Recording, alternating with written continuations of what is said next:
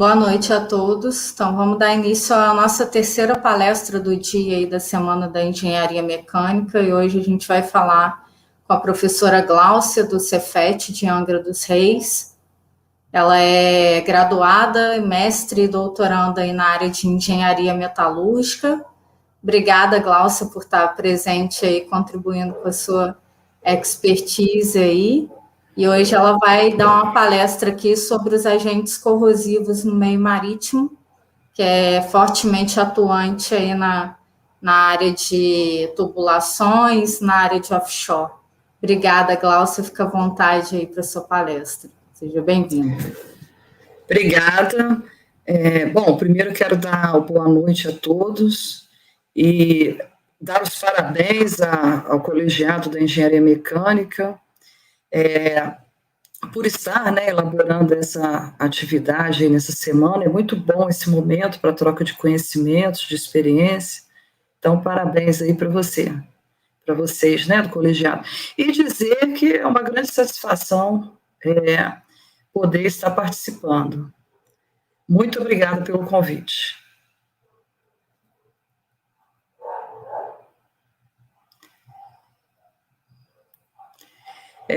Eu posso, então, dar início já à apresentação?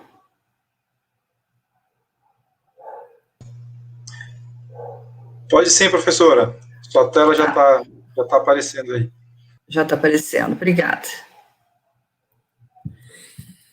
Bom, então, eu pensei, quando fui convidada para essa palestra, eu pensei em fazer uma palestra tal que tivéssemos um panorama geral a respeito dos processos corrosivos em ambiente marítimo, típico da região aí de Macaé. E também lá de Angra, onde eu trabalho. Muito bem. A professora Elisa já me apresentou, mas eu queria trazer um pouquinho aqui a respeito do campus Cefet, no qual eu estou lotada, trabalhando atualmente. E hoje, estou lá no colegiado também da Engenharia Metalúrgica e estou como coordenadora do laboratório de corrosão. Então, eu organizei essa palestra de tal maneira que primeiro fizéssemos uma introdução, contextualizando o problema da corrosão, suas consequências, a sua importância. Depois, vamos definir corrosão de uma maneira formal. Em seguida, vamos falar a respeito da classificação em termos dos meios corrosivos e mecanismos químicos e elétricos. Depois, vamos abordar os principais meios corrosivos, principais mecanismos de corrosão, depois a morfologia da corrosão, e vou fazer uma breve fala a respeito dos ensaios de corrosão. Enfim, busquei trazer de uma maneira orientada para os problemas corrosivos em um ambiente marítimo. Existem várias classificações, outros meios corrosivos, mas vou buscar enfatizar esse problema típico, de corrosão.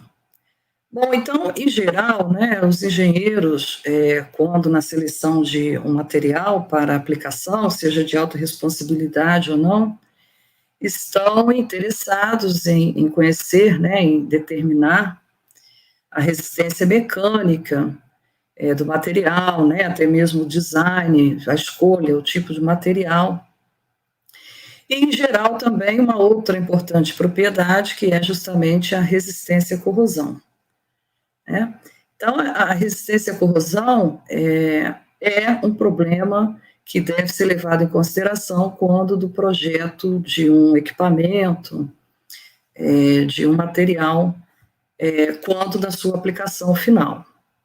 E a corrosão, embora a gente se dedique mais a falar, a gente acaba estudando mais materiais metálicos, mas não é um fenômeno exclusivo dos materiais somente metálicos.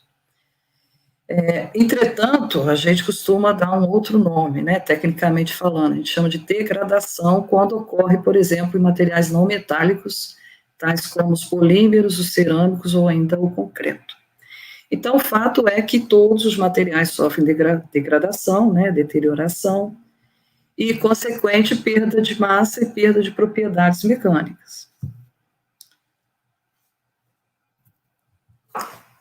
Então, essa perda de massa, né, em geral a corrosão, ela leva a uma transformação físico-química e que gera uma perda de massa e, consequentemente, problemas de falhas, né, às vezes até graves.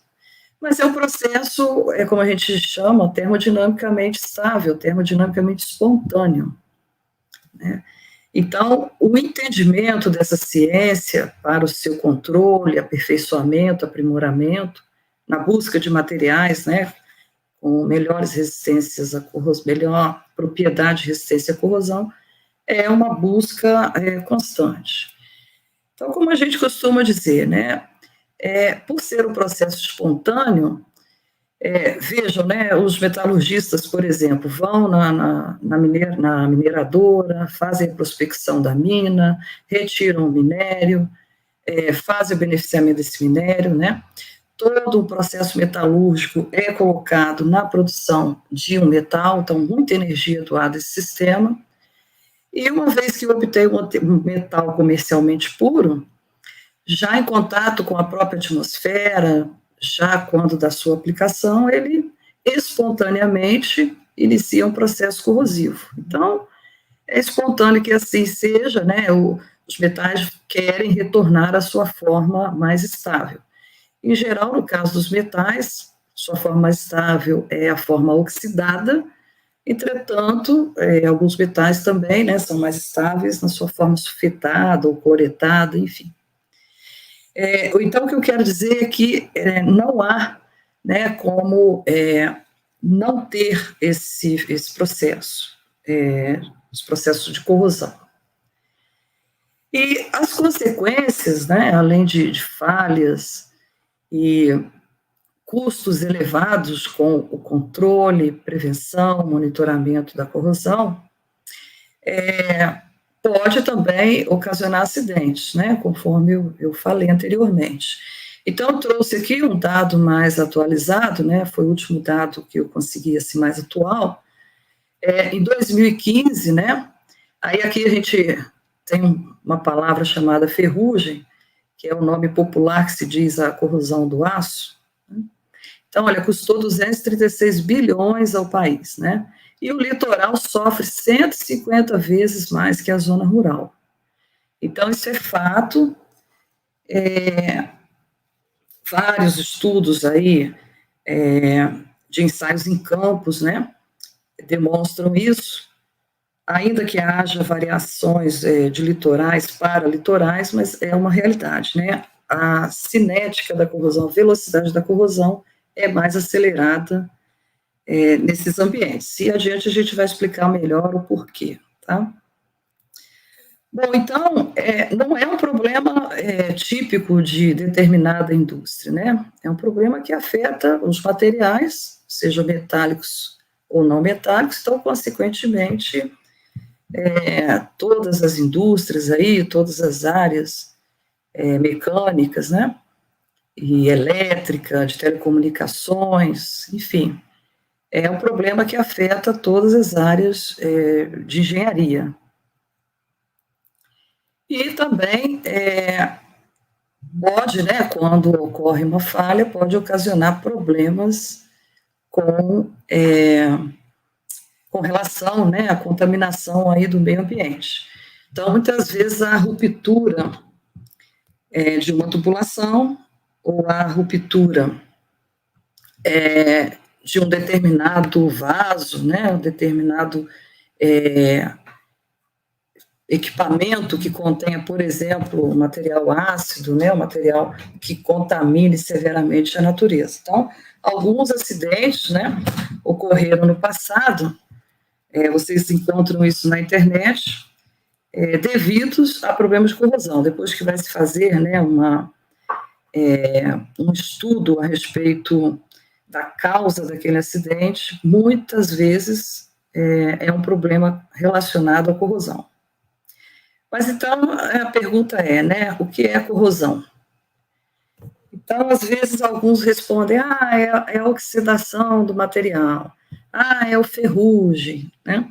Então, de uma maneira geral, conforme o livro do Vicente Gentil, né, é um livro de corrosão que a gente adota nos cursos de graduação, eu costumo dizer, é a primeira literatura, né, quando se quer aprender corrosão. Então, de acordo com Gentil, né, a corrosão consiste na deterioração dos materiais pela ação química ou eletroquímica do meio, podendo estar ou não associado a esforços mecânicos.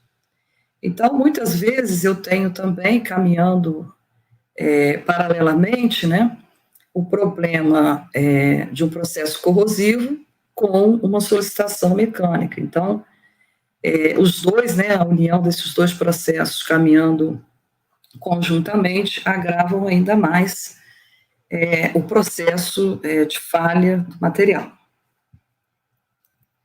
Então, com relação ao meio corrosivo, a ação do meio corrosivo, nós classificamos a corrosão em 3 tipos aqui distintos, conforme o meio no qual ocorre, as reações. Existem outras várias classificações, mas eu busquei trazer essas, porque fica mais fácil para a gente discutir aqui os nossos mecanismos, tá? Então, nós temos a corrosão eletroquímica, a química e a corrosão eletrolítica, tá? Então, a corrosão química é a corrosão espontânea, é aquela que, em geral, ocorre em 95% dos casos de corrosão metálica, e justamente por ser espontâneo, né, ela tem os processos de oxirredução, ou seja, sempre estará ocorrendo uma reação de oxidação e, em contrapartida, uma reação de redução. Então, enquanto geralmente o metal, né, sai da sua forma metálica para a sua forma catiônica, outra reação catódica contrária ocorre. E geralmente a gente vai ver que é o próprio oxigênio presente no ar, por exemplo, ou na água, ou no solo. Então, o processo eletroquímico, ele tem uma outra característica, que ele depende do que a gente chama de um eletrólito, ele ocorre em um eletrólito. O que é eletrólito? Eletrólito é uma solução que conduz, né, íons. Então, como é eletroquímico, eu tenho a transferência de elétrons e tenho o transporte de íon. Então, eu necessariamente preciso do que a gente chama de um eletrólito, tá? Então, ocorre sempre em meio aquoso. E, em geral, ocorre a temperatura ambiente. Então, são esses casos típicos de corrosão que a gente consegue observar no dia a dia, né? Muitas vezes a gente tem nosso portão, né, a nossa grade de aço, e aí a gente percebe esse fenômeno acontecendo, tá? Então, é um fenômeno espontâneo e que depende de um eletrólito, e essas são as 2 principais características, né? E, claro, ocorrem através de reações de oxirredução. Então, eu trouxe esse aqui, né, essa figura para exemplificar. Vejam, o próprio metal em contato com a atmosfera, considerando aqui, por exemplo, que seja uma placa de ferro, né, uma placa de aço, a própria umidade do ar, quando depositada na superfície desse material, né, forma o que a gente chama de uma pilha galvânica, uma pilha eletroquímica. Então, essa região que está abaixo da gotícula, ela já acaba tendo um valor de potencial diferente de uma outra região que não está aí, vou dizer assim, abaixo, né, não está coberta por uma gotícula. Então, para se iniciar um processo de oxirredução, basta ter uma diferença de potencial. E se a diferença de potencial é positiva, o processo é altamente espontâneo. Típico do processo de corrosão do aço. Eu trago do aço porque, em geral, né, o aço é tido como material metálico de maior número de aplicações, então a gente didaticamente traz sempre esse exemplo. Bom, então, essa região que está coberta pela gotícula vai ter um potencial menor, então o ferro que está aqui abaixo começa a oxidar, né? Então o ferro vai se transformar aí, né? Vai se oxidar a cátions metálicos, ferro 2+, e ceder 2 elétrons. Em contrapartida, tem o que a gente chama de redução do oxigênio, tá? Então, se o meio for ácido, eu tenho a primeira reação aqui, né? Oxigênio, mais 4 hidrônios, mais 4 elétrons, produzindo aí água. Se for um meio neutro ou básico, eu tenho oxigênio, mais água, mais elétrons, produzindo hidroxilas. Tá? Então, ocorre aqui que há um aumento do pOH e uma diminuição do pH. Então, com o tempo também essa região, né, vai ficando acidificada, o que também acaba acelerando esse processo corrosivo. Então, mecanismo básico de um processo de corrosão, né, eu trouxe esse para exemplificar, mas é uma corrosão eletroquímica. O mecanismo básico é esse. Então, tendo a atmosfera, por exemplo, né, a gente já tem aí, como eu costumo dizer, toda a facilitação para um processo de corrosão. A corrosão química é aquela que não ocorre, né, a partir de reações de oxirredução. São simplesmente reações químicas e também não precisa de um meio aquoso, mas se tem um meio aquoso, acaba também havendo corrosão eletroquímica junto. Né? E um exemplo típico que a gente que a gente traz, é a degradação, né, do cimento em concretos. Tá? Então, a gente vai ver que no ambiente marítimo, a gente sabe que tem muito mais cloros, né, os cloretos de sais.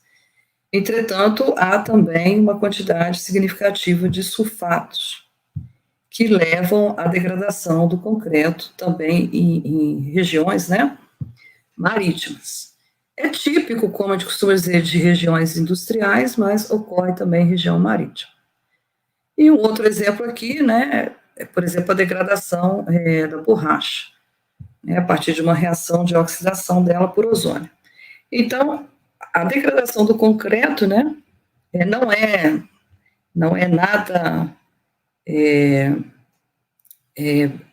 considerável, né, no sentido de que eu não quero, na verdade, que essa oxidação do concreto ocorra. Então, existem vários produtos no mercado, né, além de você fazer uma boa concretagem, né, existem outros produtos aí para retardar, diminuir a velocidade de degradação do concreto, mas também é um processo espontâneo. E a terceira classificação é o que a gente chama de corrosão eletrolítica. Essa é típica, por exemplo, das indústrias de telecomunicações, de produção e fornecimento de energia elétrica, né? Então, ocorre muito em equipamentos, em tubulações submersas, quais esses fios, né, esses cabos, passam, né, por dentro dessa tubulação. Então, elas ocorrem devido aí o que a gente chama de corrente parasita ou corrente de fuga. Né? Então, a corrente passa pela tubulação e onde ela encontrar menos resistência elétrica mesmo, né, a passagem elétrica, ela passa por aquela área da tubulação. E com isso, com o tempo, tem-se, né, ali regiões onde tem furos na tubulação, tá? Então, é muito comum desse tipo de indústria. Bom, a corrosão, ela é dependente do meio. Isso é muito importante a gente entender. Então, às vezes, a gente tem a sensação assim, vamos usar um aço inoxidável, né, por exemplo, que tudo vai ficar bem, porque ele tem uma resistência à corrosão melhor. Ou vamos usar uma liga de alumínio, uma liga de titânio e níquel, né? Mas, na verdade, não é assim que ocorre, tá? Então, a corrosão depende do meio, ela é altamente dependente do meio. Então, eu trouxe aqui alguns exemplos para a gente discutir, para mostrar para vocês. Então, por exemplo, o ouro e a platina, né, não são resistentes ao ácido clorídrico e ao ácido nítrico, uma mistura dos dois aqui. Tá? O aço inoxidável é resistente à maioria dos meios, mas aos meios cloretados não, típico de uma região marítima. Tá? O alumínio, ele já sofre severa corrosão aí, em relação na presença, né, de ácido clorídrico, hidróxido de sódio, mercúrio e sais de mercúrio. Ligas de cobre também, que são muito utilizadas, né, já não resistem a soluções também de ácido nítrico e de amônia, né. E o titânio, por exemplo, né, que é um metal conhecido pela sua alta resistência à corrosão, ele sofre degradação, né, corrosão em meio fluoretado, seja ácido fluorídrico ou fluoreto de sódio, mas claro que o pH do meio interfere, então quanto menor o pH, maior é o potencial, né, devido das reações de oxirredução, então mais espontânea é o processo corrosivo. Bom, o primeiro meio corrosivo aqui, que eu trouxe para mostrar para vocês, é justamente a atmosfera, né? Os equipamentos, as estruturas, as construções mecânicas, civis, estão ao nosso redor aí, por onde passamos, e estão expostas à atmosfera. Então, a própria atmosfera já é um meio corrosivo bastante significativo, né, devido à presença de oxigênio dissolvido no ar. Algumas atmosferas diferem um pouco, né? A gente tem que considerar também, então, se é uma atmosfera urbana, se é uma atmosfera rural, se é uma atmosfera industrial, se é uma atmosfera marítima, vão ter os seus agentes agravantes, tá? Mas, em geral, o próprio ar, né, por mais, às vezes a gente fala, vou passear, vou respirar um ar puro, né? Então, ali já tem oxigênio e, fatalmente, já é, né, um agente oxidante, tá?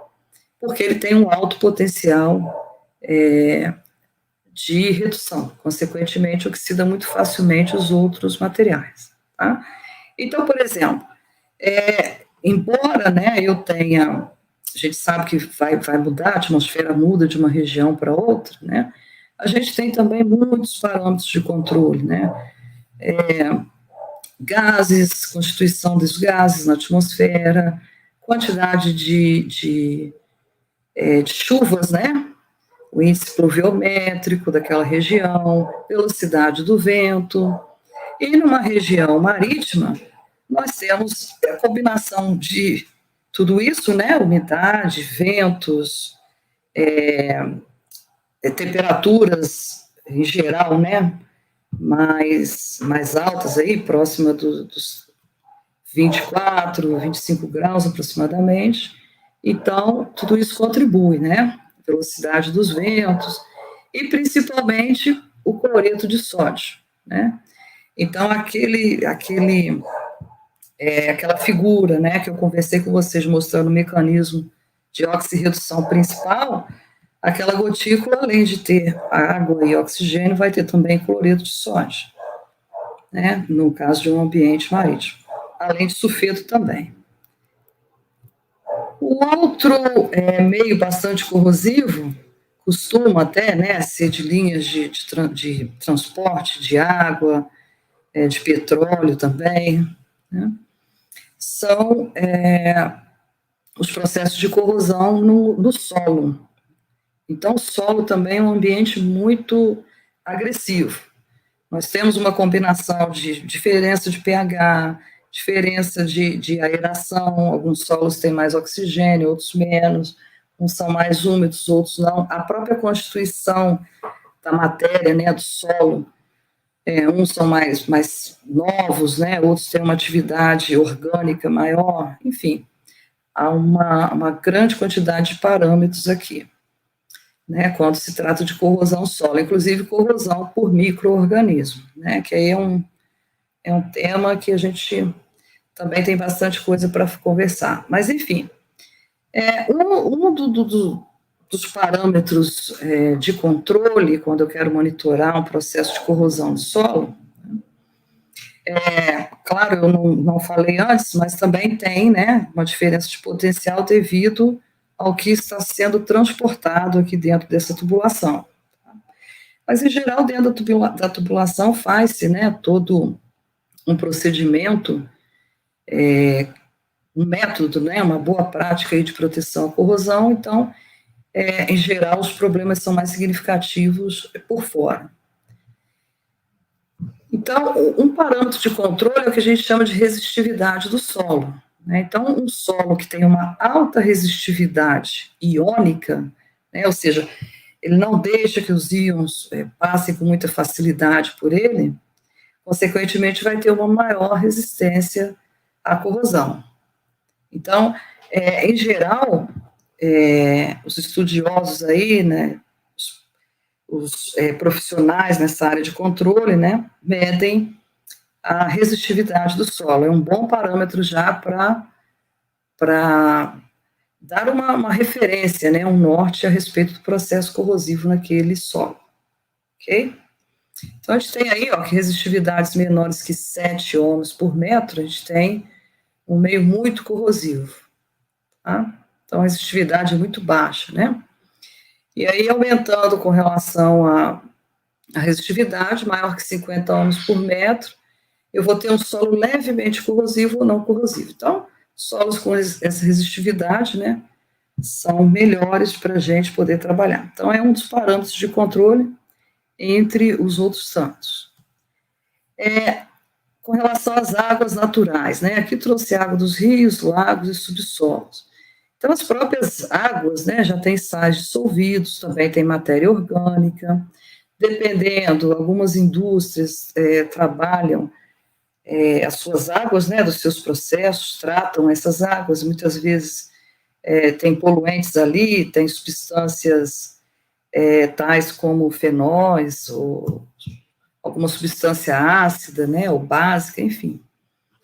Então, se eu pensar só em águas naturais, tais como os rios, eu já tenho uma atividade salina e de micro-organismos também, né? Tá? Bom, as águas do mar, né? Então, o que a gente tem em porcentagem nas águas marítimas, né? Então, nós temos 54% de cloro, quer dizer, mais da metade, né? Aí temos sódio aqui em amarelo, com 31%. Temos os sulfatos aqui em laranja, né? 8%.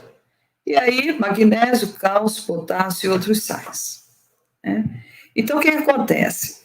Os cloretos, né, por serem halogênios, eles são muito reativos com os metais em gerais. Não só os metais, mas principalmente os metais. Então, essa é a significância, né, primordial dos processos corrosivos em ambiente marítimo.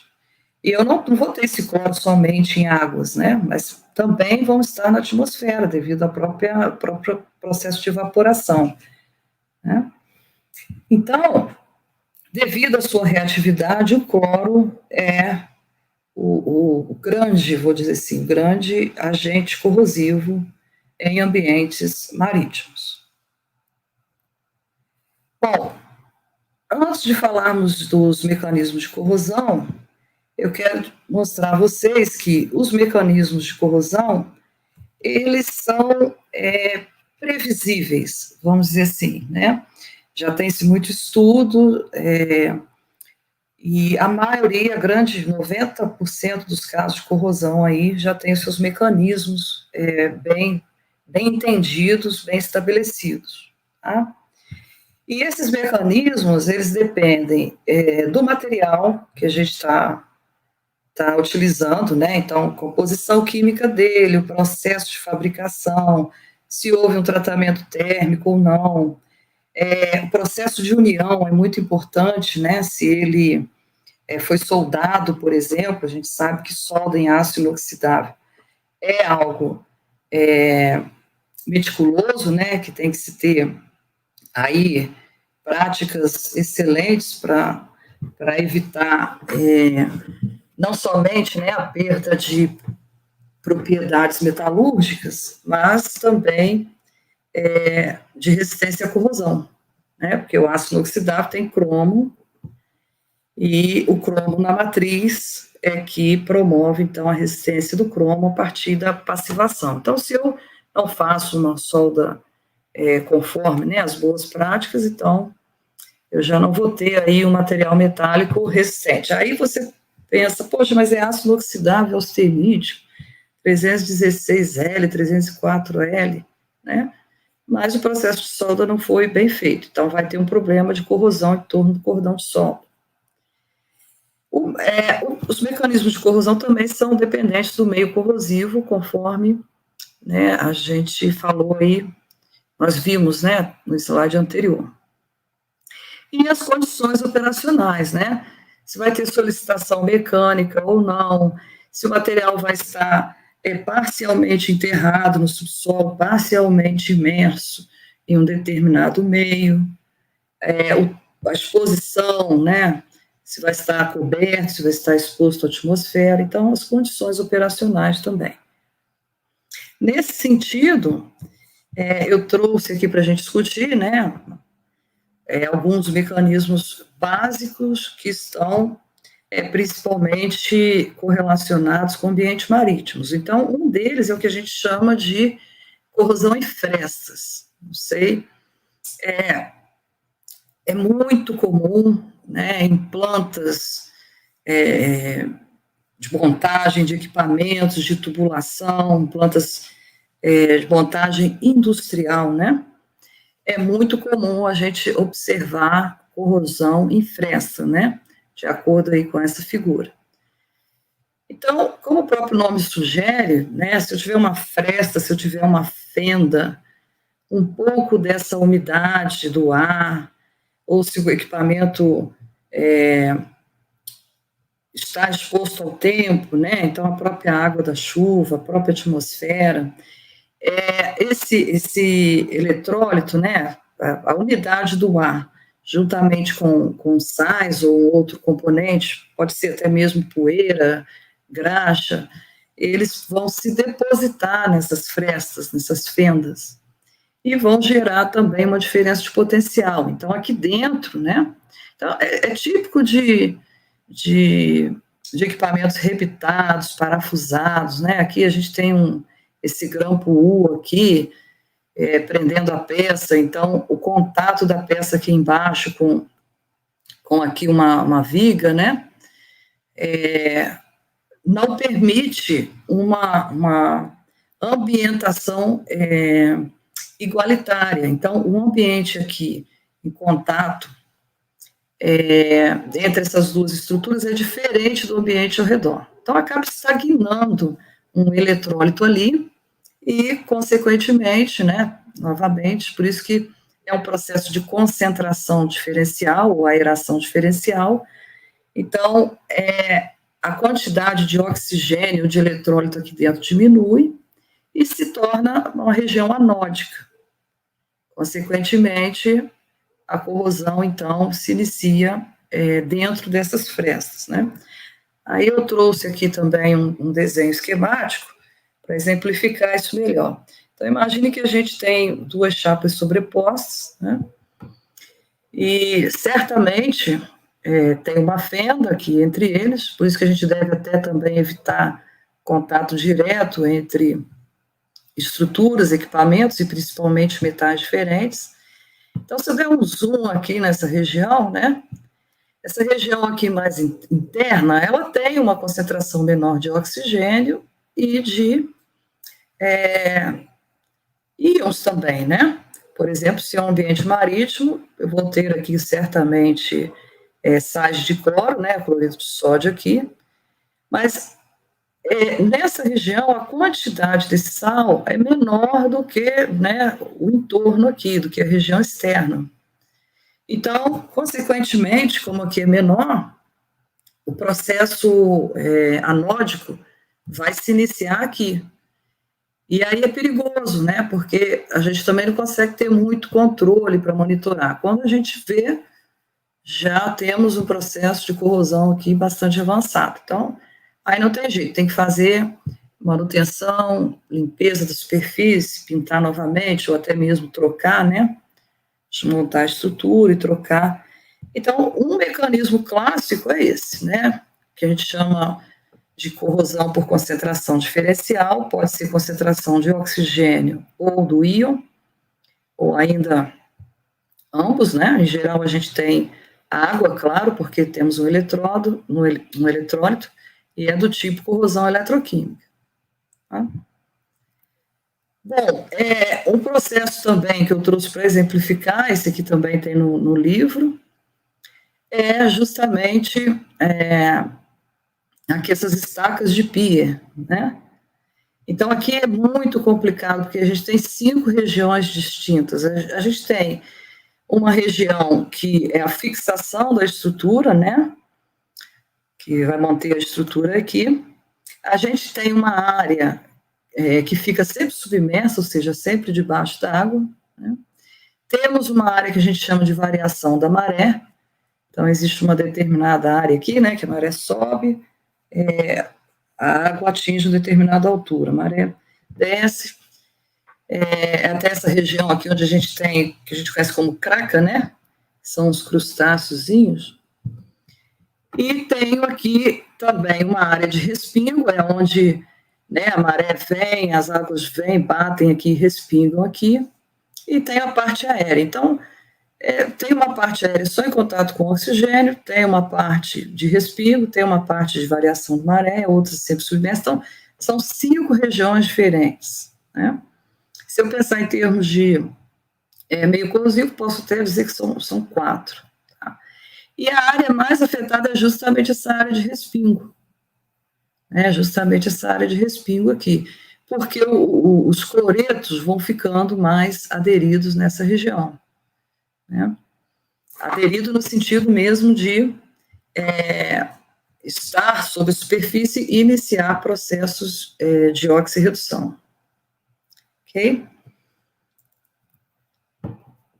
Um outro caso também bastante comum, que é por concentração diferencial também, a gente chama, né, a forma, isso aqui, corrosão filiforme é a forma com a qual ele se apresenta. Filiforme porque parece uns veios, né, uns sulcos. Então, é típico de material pintado, né, sofreu um tratamento de proteção à corrosão por pintura, né. Então, onde há ali uma imperfeição na pintura, seja logo após a pintura, ou seja depois, por alguma solicitação mecânica, ou durante a própria montagem, né, houve ali a soltura de alguma parte da pintura. Então, aquela região agora, ela é uma região anódica, né, diferentemente da outra região que está pintada. E a região que está pintada, em geral, é muito maior, a área catódica é muito maior do que a anódica. Então, também acaba promovendo o processo corrosivo. Então, a gente observa, né, uns veios alaranjados, se for o aço, por exemplo, né, se for o material, se for zinco, se for alumínio, a gente vai ver uns veios esbranquiçados, né, os óxidos esbranquiçados, mas tem essa característica. Começam a aparecer veios onde o material, né, o substrato, entrou em contato direto com o oxigênio. O outro caso típico também é a corrosão galvânica. Em geral, isso é muito evitado quando é uma aplicação de responsabilidade, né, não se faz isso mais, mas o que acontece com a corrosão galvânica? É quando nós temos 2 metais diferentes em contato direto um com o outro. né? Então, exemplo aqui, um aço inoxidável 316L e uma liga de níquel, né, que a gente conhece como Monel, é o nome comercial. Então, o Monel tem um potencial, né, mais nobre que o aço inoxidável, embora o aço inoxidável seja bastante resistente à corrosão. Então, se eu tenho uma estrutura com os dois metais em contato, o aço inoxidável vai sofrer corrosão preferencialmente, porque também formei uma pilha galvânica, né, onde o Monel é o cátodo e o aço inoxidável o anodo. E, às vezes, também, né, faz-se, é típico, né, de estruturas onde, então, eu tenho meu equipamento fabricado de um material e, por exemplo, o caso aqui, né, os parafusos são com outro material. Então, fatalmente vai ocorrer um mecanismo desse de corrosão galvânica. Então, deve-se evitar isso sempre que puder, né. Outro tipo de mecanismo é o que a gente conhece como corrosão grafítica, que é a corrosão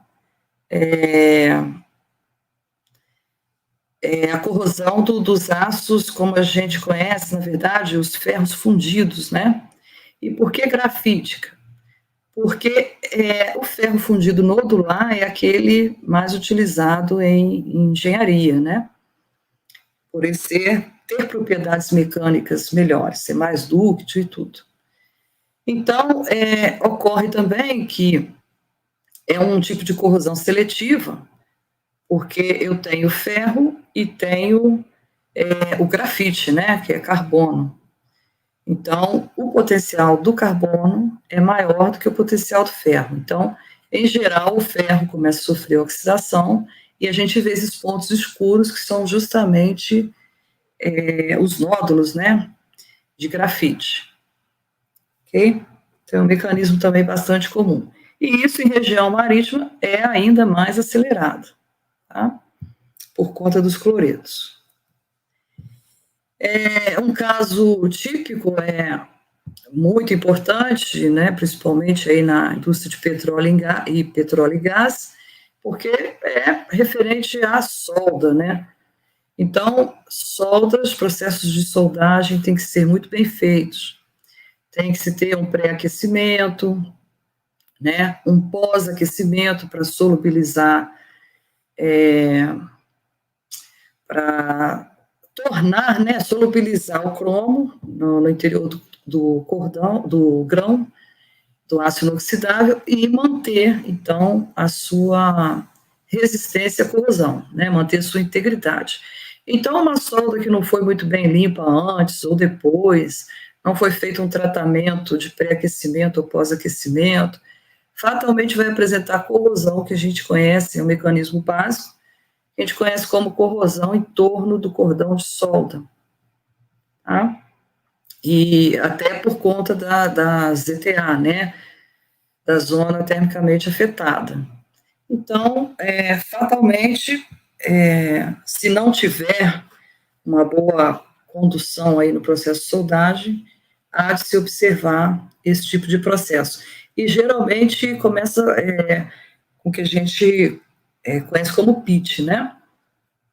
Então, é bastante agravante. Com relação à morfologia, né, a morfologia também está totalmente interligada ao mecanismo e vice-versa. Muitas vezes, ao olhar, né, a forma com a qual a corrosão se apresenta, eu já posso inferir com relação ao mecanismo. E o contrário também. Tá? Então, em geral, o que a gente observa, né, em ambiente marítimo é uma corrosão do tipo uniforme. É a forma mais recorrente de um processo corrosivo. Então, é uma corrosão que vai ocorrer toda a superfície do material metálico, começa a haver perda de massa.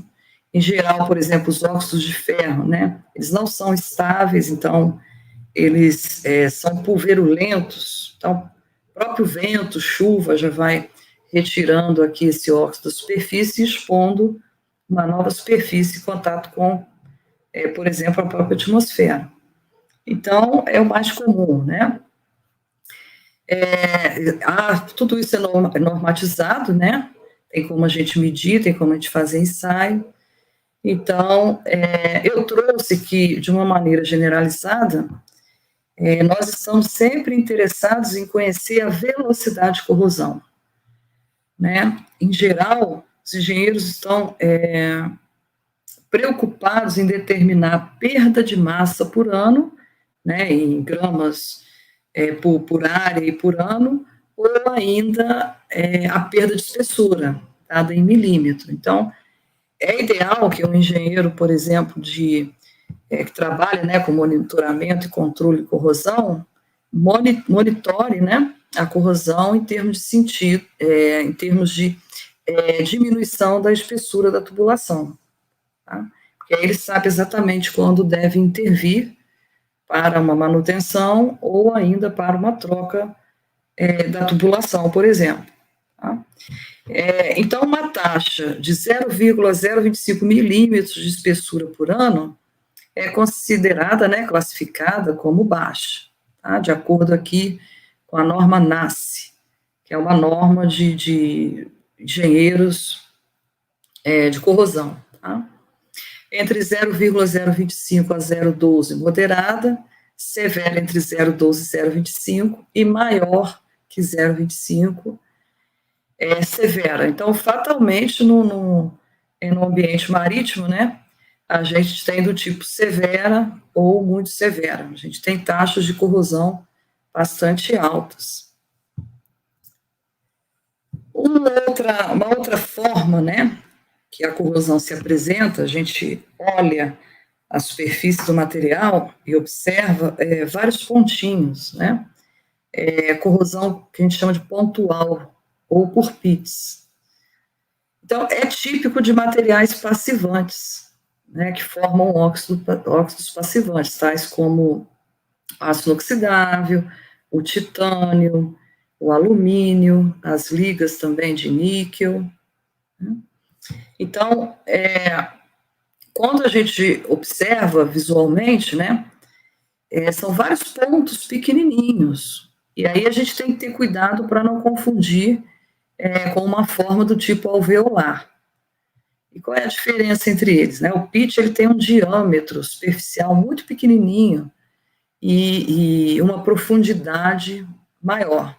Tá? Aí eu consigo diferenciar. Já o alvéolo ele tem um diâmetro superficial maior e a profundidade é menor.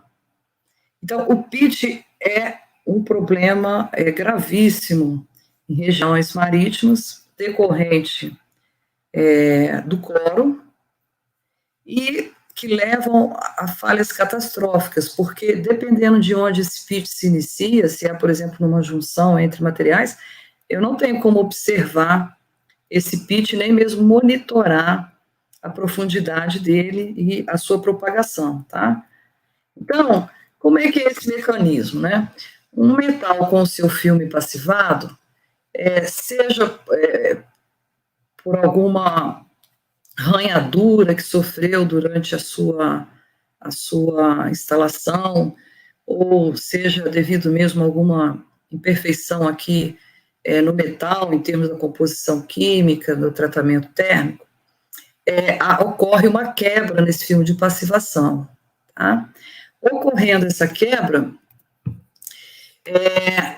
o oxigênio, né, do ar começa, então, a agir de maneira diferenciada. Aqui é uma região muito pequenininha, tá, da ordem de milímetros. Então, eu começo a ter uma área anódica muito pequena comparada com uma área catódica. E aí acaba que, por eu ter até filmes passivantes aqui ao redor, né, um filme passivante ao redor, essa perda de massa, essa corrosão se dá em profundidade, né, em profundidade do material. Tá? Então, eu começo a ver, começo a observar, né, a oxidação do material metálico e a redução do oxigênio. E nesse pitch tem um outro agravante que acaba reportando a corrosão por fresta. O cloreto inserido aqui dentro desse pitch, né, forma ácido clorídrico e diminui o pH, então acaba acelerando, aumentando a velocidade de corrosão.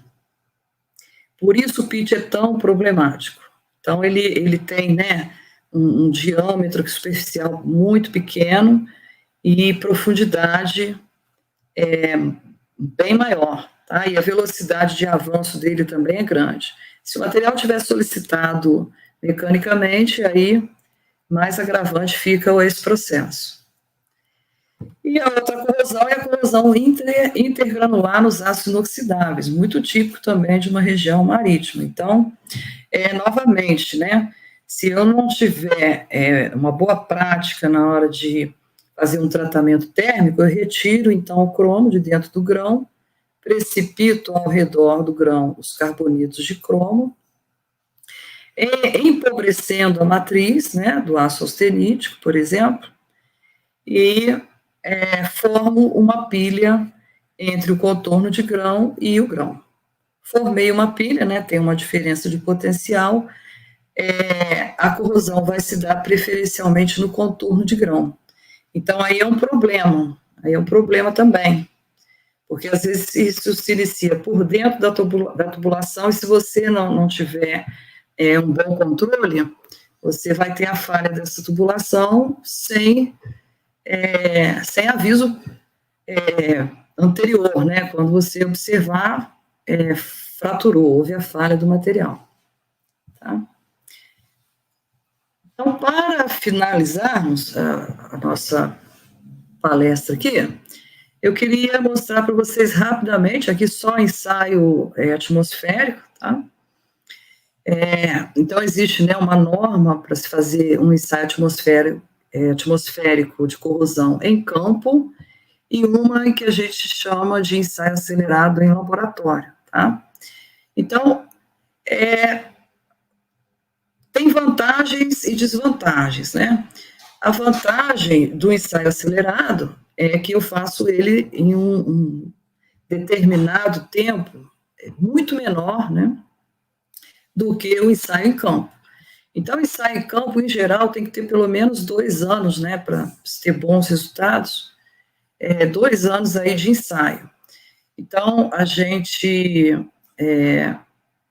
pode investigar vários tipos de metais com diferentes tipos de tratamentos superficiais, galvanizados, fosfatados, pintados ou não pintados, enfim, todos os tipos aí de materiais e esquemas, né, de proteção catódica que eu queira observar. Então, de tempos em tempos, eu retiro essas amostras, peso, né, então eu traço um perfil de perda de massa com o tempo. E a grande vantagem no ensaio do campo, embora seja mais demorado, é que aqui a amostra está realmente submetida a todos os agentes atmosféricos, sejam ele poeira, né, radiação solar, velocidade de ventos, os cloretos, enfim, toda a sorte aqui de parâmetros que representam as condições reais de aplicação do material. Ao contrário do ensaio em laboratório. Então, o ensaio laboratório ele é controlado, eu sei exatamente qual é a concentração de cloreto que eu vou colocar aqui, né, qual é o tempo de aspersão que eu vou deixar, qual o tempo de exposição das amostras que eu vou deixar essa atmosfera cloretada, mas os outros, né, os outros agentes pertencentes à atmosfera eu não estou avaliando, tá? Mas também dá para tirar resultados bastante significativos, bastante condizentes com a realidade. Então, com isso, eu termino aqui a minha fala e agradeço novamente aí a todos vocês que participaram, agradeço novamente ao convite dessa semana aí de engenharia e passo a palavra agora para aí os organizadores. Obrigada, professora, ótima palestra. A gente tem 2 perguntas aqui para você, se puder responder. Pois não? Desculpa, eu paro de compartilhar a minha tela agora ou não? Não, pode ficar tranquilo. Tá. A primeira pergunta do professor Lucas pergunta quais as formas possíveis de prevenção à corrosão de tubulações expostas em meio marítimo. Boa pergunta. Sim, em geral, se faz um revestimento interno, né? Então, esse revestimento, ele é preferencialmente orgânico, tá? A base aí de fenóis, né, justamente para promover um isolamento, e também eu posso ter um esquema de pintura, internamente falando, sendo que a pintura externa é a mais indicada, né, principalmente se é uma tubulação de aço inoxidável, em geral não se faz uma pintura interna. E uma outra prática bastante utilizada também é aplicar um inibidor de corrosão, dependendo do fluido que você vai transportar, aplicar um inibidor de corrosão de modo a manter a reação anódica estabilizada, tá? Então, existem produtos aí no mercado que trabalham desacelerando, né, as reações anódicas ou desacelerando as reações catódicas. Tá certo, obrigada pela resposta. A outra pergunta que a gente tem aqui é quais são os principais parâmetros que influenciam assim mais diretamente na aceleração da cinética de corrosão? Sim, também boa pergunta. O que acontece? Para a gente medir a cinética de corrosão, a gente, na verdade, a gente está medindo, se for diretamente falando, a quantidade de corrente devida dos processos de oxirredução, tá? Então, em laboratório é muito fácil a gente medir essa corrente. Já em campo, a gente mede pesando o material, tá? Então, quais são os parâmetros principais? São justamente aqueles agentes corrosivos que vão aumentar a diferença de potencial entre as reações anódicas e as reações catódicas.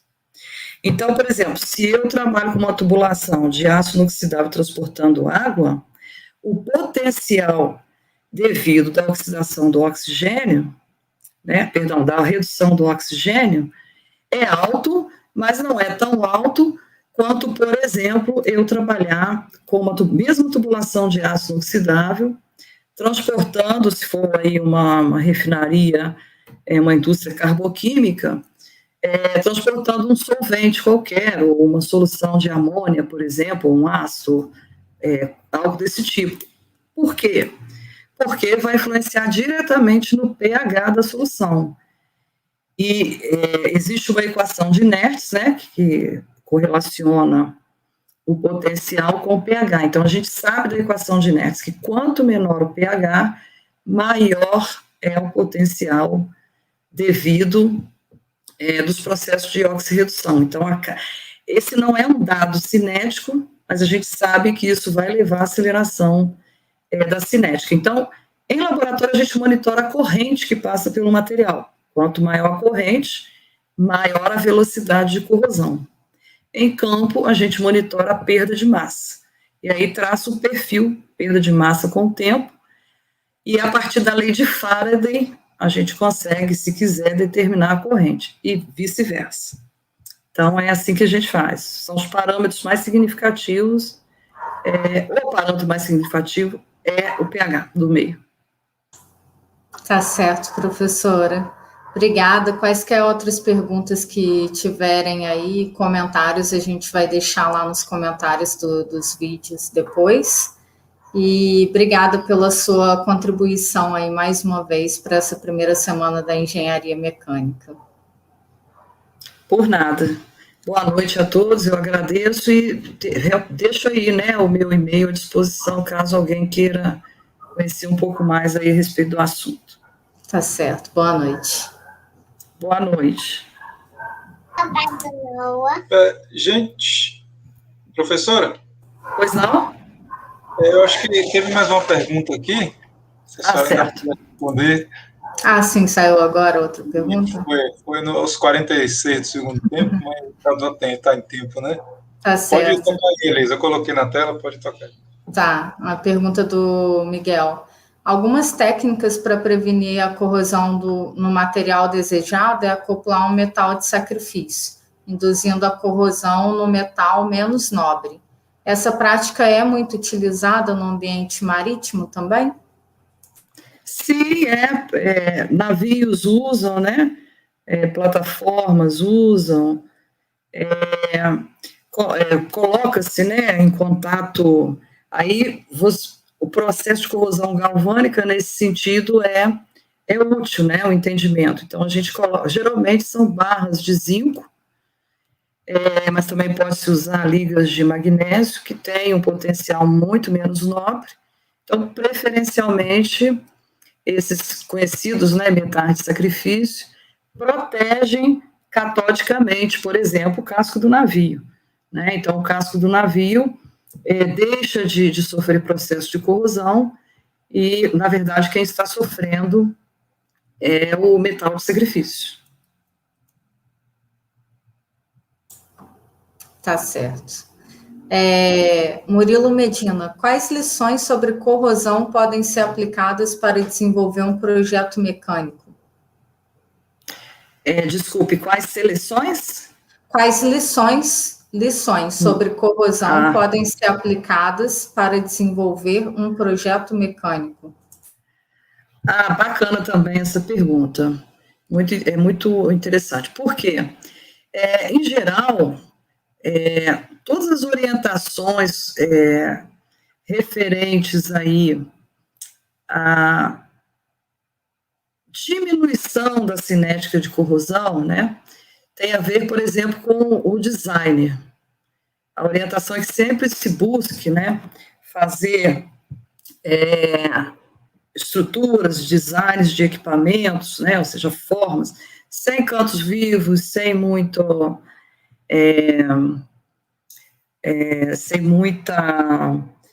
é que eu vou dizer, sem muitas concavidades, né, sem muita riqueza de design.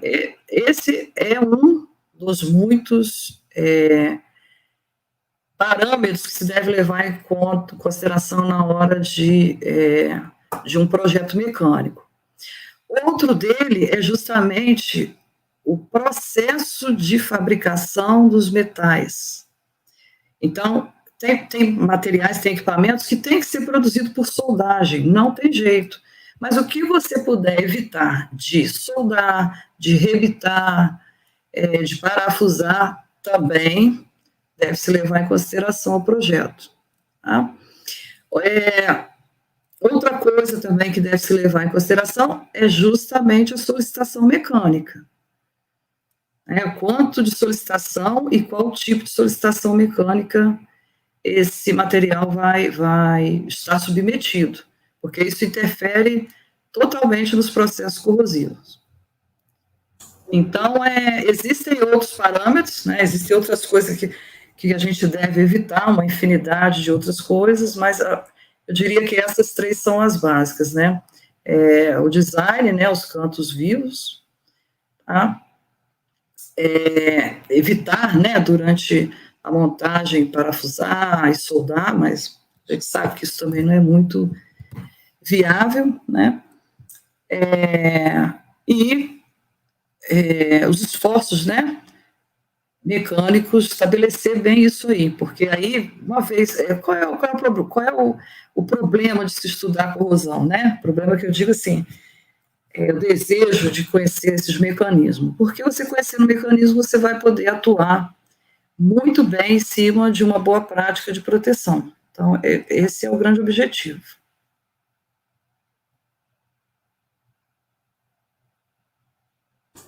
Tá certo, professora.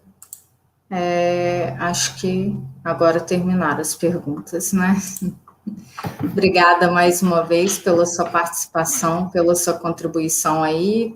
Quaisquer perguntas a mais que vocês tiverem aí, deixar no comentário depois e a professora Glaucia vai estar disponível para poder ir respondendo lá conforme for aparecendo as dúvidas, tá certo?